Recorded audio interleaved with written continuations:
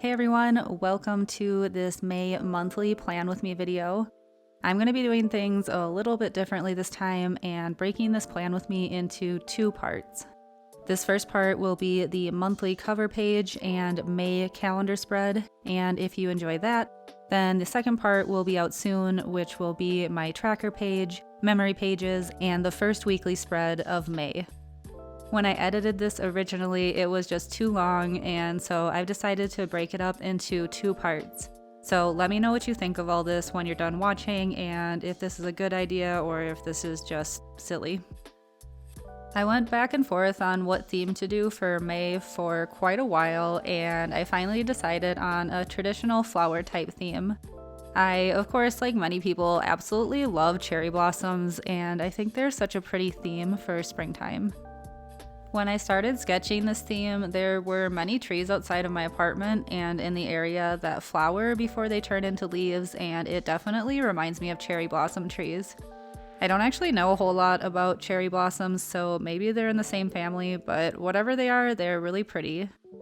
The trees outside of my apartment have white petals, and when I lived in Long Beach, there were tons of trees with purple petals, and I found these trees so pretty and such a nice sign that spring is finally here. I wanted to try doing a quote with my cover page this month, and I chose "Every flower must grow through dirt," which probably sounds a bit emo, but it was how I was feeling, and I decided to pick a quote that resonated with me. I also have been really enjoying doing this faux calligraphy, and I wanted to include it again with these pages. And after I recorded all of this, I actually picked up a book on hand lettering and some tracing paper, so I will actually be able to start learning how to do hand lettering properly, which I am super excited about. So for my cover art, I decided to make a cherry blossom tree with a little bird admiring the blossoms.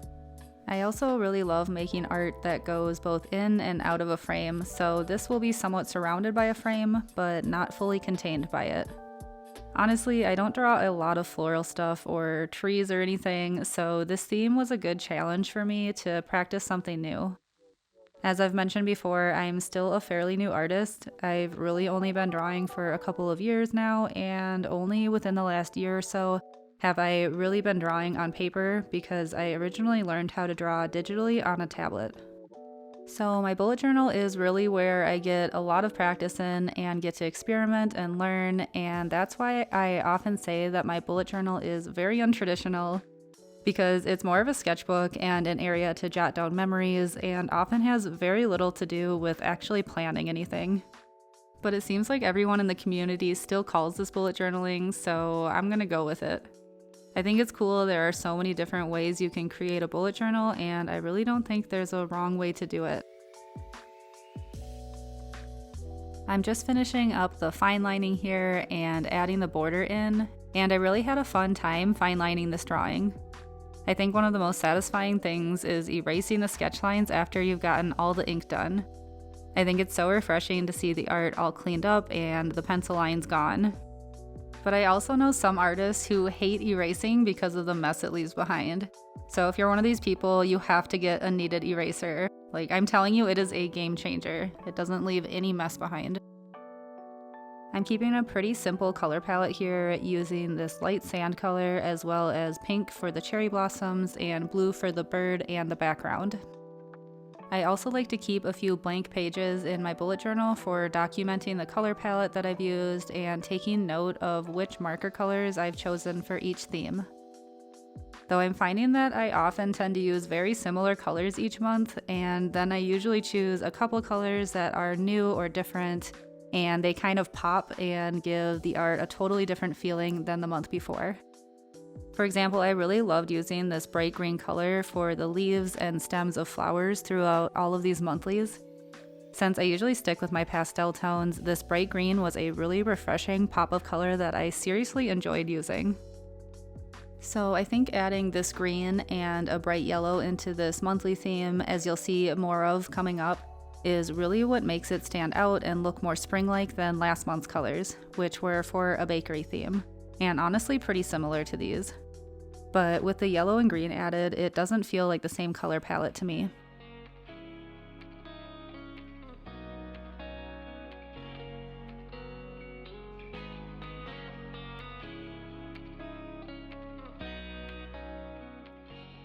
Then I went back and forth deciding if the frame should be outlined in this teal color, and eventually I decided to go with it, and I like the contrast it gives.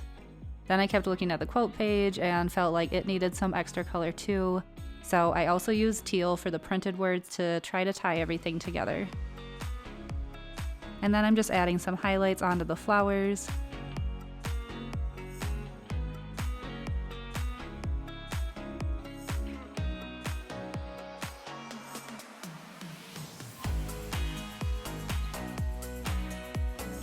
And this is the final May cover page.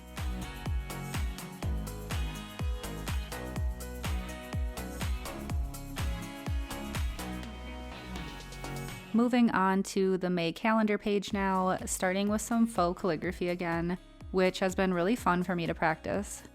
I think even after I learn how to hand letter properly, I will continue practicing faux calligraphy because it's really fun and it's nice to be able to fill words in with different colors and designs. I think there's a lot that can be done with this style of lettering, and I'm looking forward to trying out different things.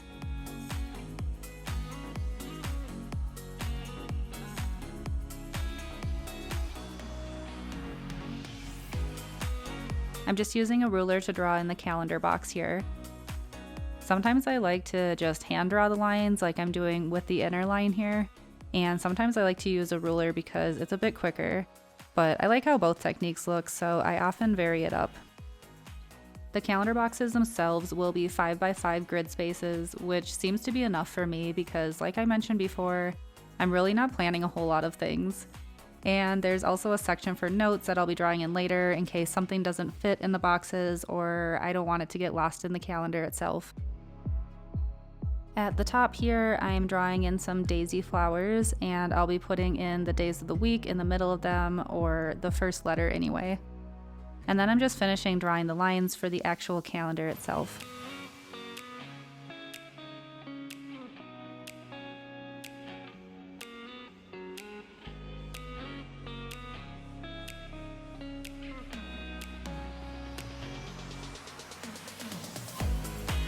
After creating the general design for this page, there were a few areas that were just screaming for washi tape.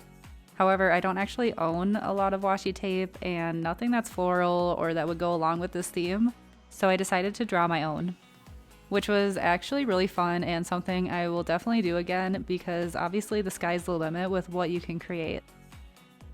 I think these are succulents, I don't know, but I like the way they look.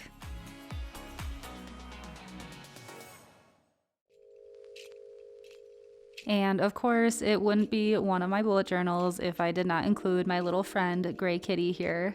He's just standing in a patch of flowers and enjoying one of them, and I just love including him in everything I draw. I honestly thought he was going to make more appearances in these pages this month, but so far he hasn't. So we'll see how the May weeklies go. There was a lot of drawing and fine lining for this month, and I think I've pretty much gotten the hang of how to use my fine liners without completely destroying them now. I felt it was finally safe to buy some new ones, and hopefully they will survive longer than the first batch did. I think I actually ended up using 3 different fine liners throughout these pages because they were either broken or my old fine liners had dried out, so it was definitely time to order a new set. Let me know your favorite brand of fine liner in the comments below. I really like these Pentel point liners that I showed in the beginning because they don't streak when I use marker over them, but I'm definitely open to trying some other ones in time too.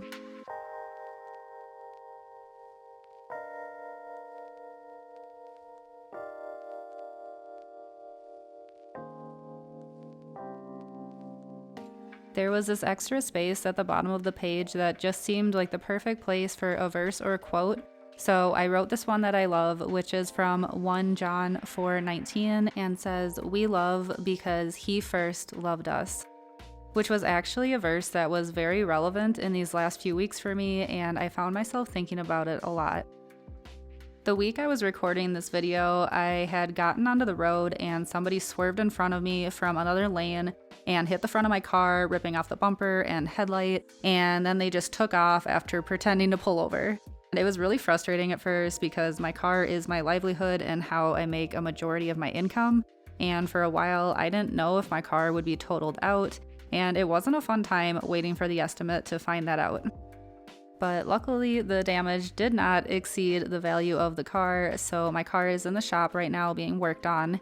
And my point in all of that is to say that despite the fact that this person hit my car and ran away, I was still able to forgive them because God has forgiven me for so many stupid things that I've done in my life, and I think I was more easily able to pass that on to someone else because of it. And it was just interesting to see a variation of this verse come to life, and it encouraged me that I am actually growing as a person, even though sometimes I feel really stuck. So it's very interesting how sometimes you will pick a verse or a quote to put in your journal and you really just find yourself reflecting on it throughout the whole month. So make sure you pick a good one. So back to the spread here. I also enjoyed drawing this plaid type of pattern. I'm just using the same color pink as the background and layering it in lines to make this fun pattern for the faux washi. And then in addition to the bright green being a really fun color for this theme, I also really enjoyed this bright yellow that I used for the lines on the calendar where the dates are. I think it's awesome how colors can really brighten up and change the whole feeling of a page, and this yellow gives me really happy sunshine vibes.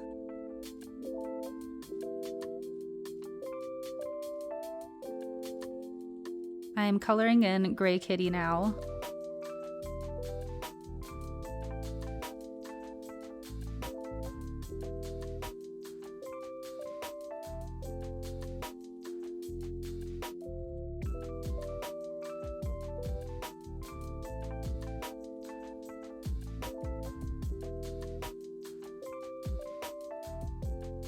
And I stuck with the yellow, pink, and purple for his flowers.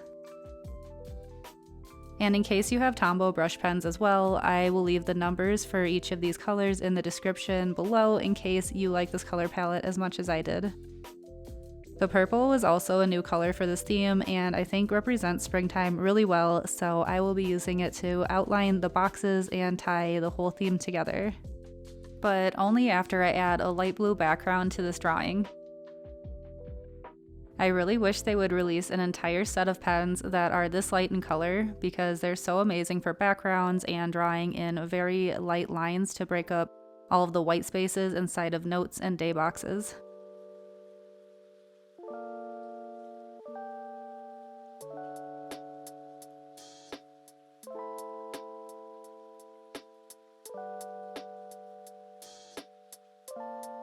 And then I just felt like there were a few blank spaces that just needed a few more cute petals, so I drew those in here.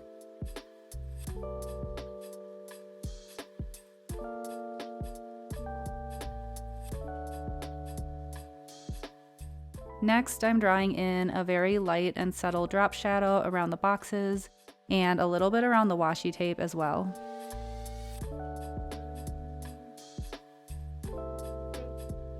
And again, finding another space that could use a petal.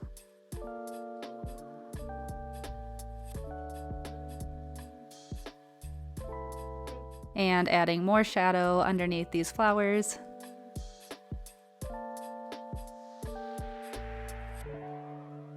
Then adding in the highlights.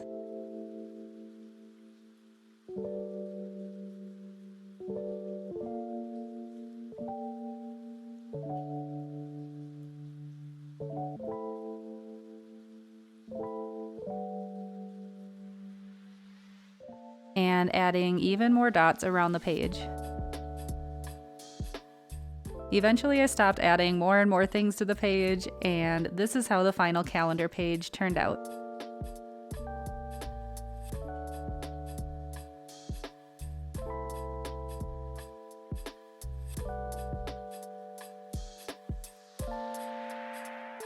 So here is a super short flip through of the pages we worked on today, since I didn't know I would be breaking the video up when I recorded it. And to see the rest of the pages, which are the trackers, memory page, and first weekly page, just tap on the video that pops up at the end here, or this will be posted within a few days if it is not there yet. Thank you for joining me for part 1 of this May monthly, and I will see you in the next video.